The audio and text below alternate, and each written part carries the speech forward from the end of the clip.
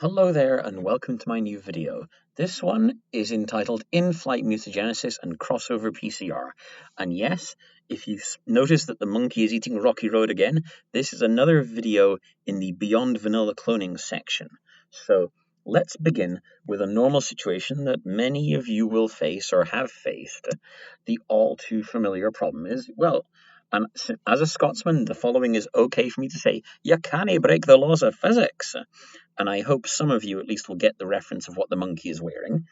Anyway, the story goes, of course, the boss wants a new gene cloned.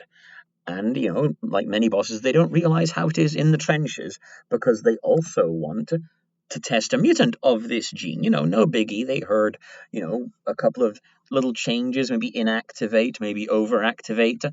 You'd like to test those. Great. And of course, like any good boss, they want it ready yesterday. So you are up against it, literally. So cloning a new gene, barring delays or surprises, takes 10 days. I mean, sure, pedal to the metal, you could probably do it in 7, but it's a trip round the park. It's a phrase I tend to use, meaning, just sort of starting from PCR, purify, cut, ligate, transform, pick, mini-prep, send for sequencing. These all take time. These are non-negotiable. Yes, you can be lucky or fast or productive, but, there's only so much squeezing you can do. And, of course, mutating your perfectly good clone is going to take 10-ish more days, even if you order all the reagents on day 1. Once again, in not a PCR, a mutagenesis reaction, transformation, no ligation required, and then once again picking, prepping, screening, sequencing. So this is a problem. What are you going to do? That is the question. And I have an answer for you. And to quote the man himself, would that be worth something to you? Because yes, cloning a new gene takes 10 days. What if I told you there was a way to mutate the gene at the same time? That's the ticket. So let's wind back to the vanilla cloning route. Yep, the monkey has changed his eating habits for this one. Here is your new exciting gene, and then 10 days, your new exciting gene could find its way into a PCR product with a BAM and NOT site because you're a creature of habit like me.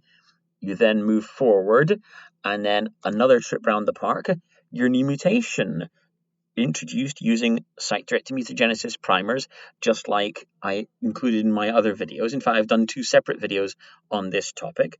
But moving forward, we don't want to limit ourselves to this. So the big question is, what next? So instead, the joy that is Crossover PCR is your friend. So here is your new exciting gene.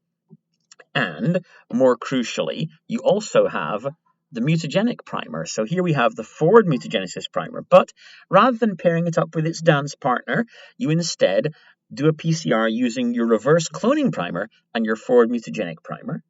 And at the same time, in parallel, as well as doing the full-length wild type, you also do a cloning from your BAM H1 forward primer with your reverse mutagenic primer to generate another PCR product.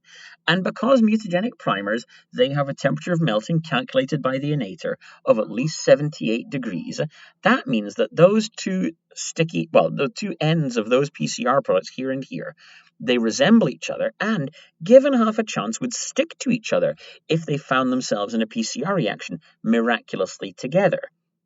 And that is where the magic happens, which does make Crossover PCR kick in. Because after all, if you purify these 2 separate PCR products and then put them into reaction with the original outside primers, your BAM and NOT, that would have generated your wild type version, PCR will, as well as coming from these ends, will simultaneously be PCRing from the middle to generate a full-length version of the template containing mutation already. So here's a simulation of the gel.